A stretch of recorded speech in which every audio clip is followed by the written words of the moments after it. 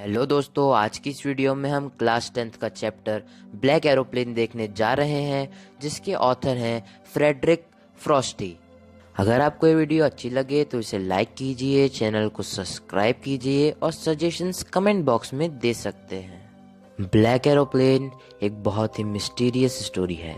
उस दिन आसमान में एक भी बादल नहीं था और वह पायलट काफ़ी खुश था क्योंकि लोग नीचे सो रहे थे और वह आसमान में उनके ऊपर से उड़ रहा था। वह अपने डकोटा से फ्रांस से इंग्लैंड यानी अपने होम टाउन जा रहा था।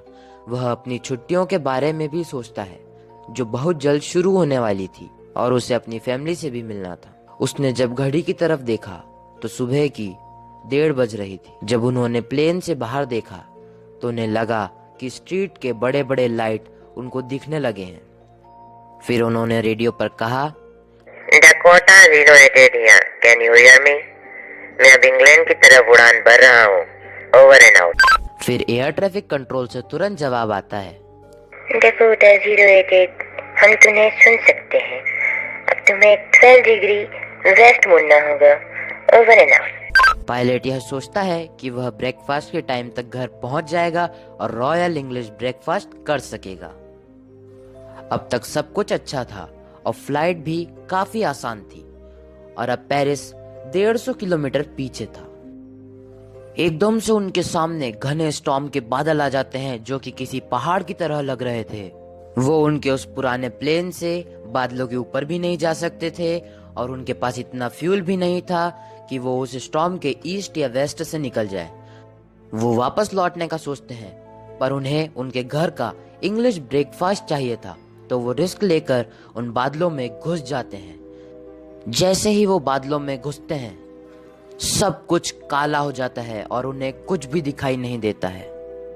वो एयर ट्रैफिक कंट्रोल से कम्युनिकेट करने की कोशिश करते हैं पर रेडियो और बाकी सारे इंस्ट्रूमेंट जैसे कि कंपास खराब हो जाते हैं और वो इससे काफी डर जाते हैं। लेकिन उन्हें एकदम से एक ब्लैक एरोप्लेन नजर आता है और उन्हें लगता है कि वो उन्हें बचाने और गाइड करने आया है। वो उसके पीछे पीछे एक ओबीडिएंट बच्चे की तरह जाने लगते हैं। आधे घंटे से वो एरोप्लेन उनको गाइड कर रहा था, लेकिन अब उनके पास सिर्फ 10 मिनट उड़ने इतना फ्यूल बच जाता है।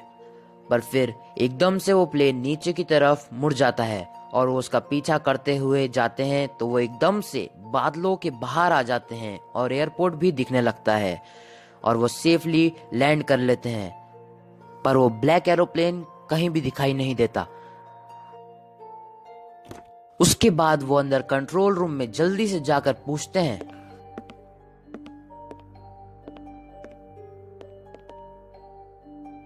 वो एरोप्लेन कहाँ गया? उसका पायलट कहाँ है? मुझे उसको बस एक थैंक यू कहना है। वहाँ पर कोई दूसरा प्लेन नहीं था, रेडार पर बस आपका ही एक प्लेन था। फिर वो कौन था जिसने मुझे यहाँ तक बिना कंपास, रेडियो और फ्यूल के सेफली पहुँचाने में मदद की? वो कौन पायलट था जो एक बिना लाइट का ब्लैक एरोप्लेन स्टॉर्म में उड़ा रहा था?